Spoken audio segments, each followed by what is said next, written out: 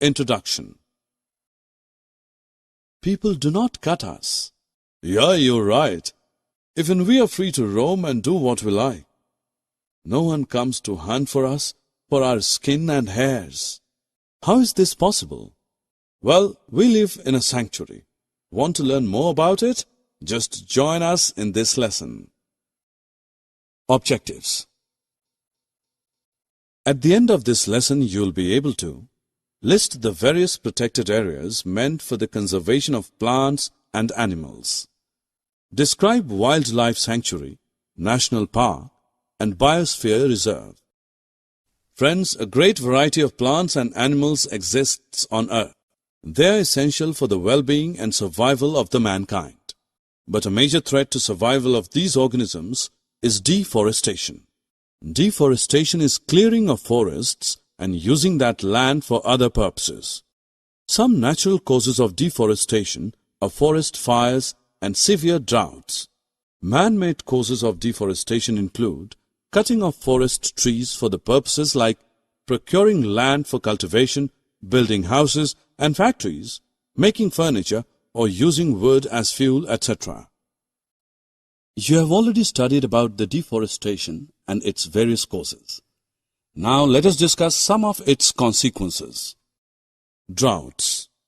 Plants need carbon dioxide for photosynthesis. Fewer trees would mean that less carbon dioxide would be used up, resulting in its increased amount in the atmosphere. This will lead to global warming as carbon dioxide traps the heat rays reflected by the Earth. The increase in the temperature on the Earth disturbs the water cycle and may reduce rainfall. This could cause droughts. Soil erosion. Fewer trees result in more soil erosion. Removal of the top layers of the soil exposes the lower hard and rocky layers. This layer of soil has less humus and is less fertile. Gradually, the fertile land gets converted into deserts. It is called desertification. Floods. Deforestation also leads to a decrease in the water-holding capacity of the soil. The movement of water from the soil surface into the ground is reduced, resulting in floods. Animals' life gets affected. Deforestation also affects the animal life since forests serve as habitat to most of them. Loss of biodiversity. Cutting of forest means the extinction of thousands of species and varieties of plants and animals, many of which have never been catalogued scientifically. Children, you have become aware of the effects of the deforestation, so now you can understand that there is a need to conserve the forests and wildlife. Moreover, plants and animals are needed for the sustained development of the earth. Conservation of plants and animals are important for maintaining biological diversity, and conservation of biological diversity is needed for survival of humans. You would be eager to know as why these areas are so important.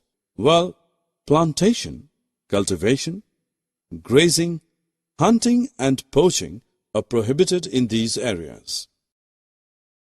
We will now learn about the protected areas for plants and animals. Let us begin with sanctuary. The areas where animals are protected from any disturbance to them and their habitat is called sanctuary. Thus, you can understand that the wildlife sanctuaries provide protection and suitable living conditions to wild animals. You must have visited the zoo in your city. Zoos are the places where animals receive protection. Can you differentiate between a zoo and a sanctuary? Well, in zoo animals live in artificial setting, whereas sanctuary serves as a natural habitat to the animals, which make animals more comfortable there. This is the Satpura National Park. Can you think what a national park is? Yes, the areas reserved for wildlife where they can freely use the habitats and natural resources is called a national park. It is interesting to note that this is the first reserve forest of India. It is famous for its tiger reserve. Children, Project Tiger was launched by the government to protect the tigers in the country.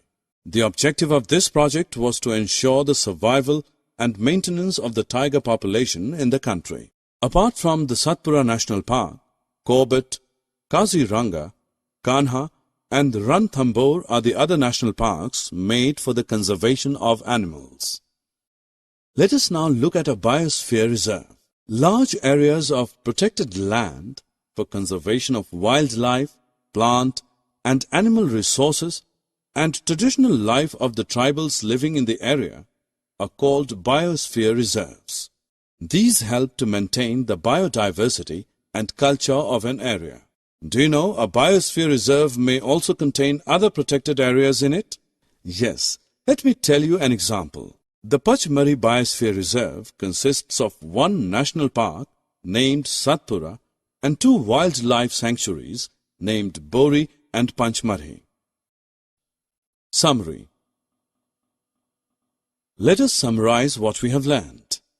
Deforestation is cutting of forest trees on large scale.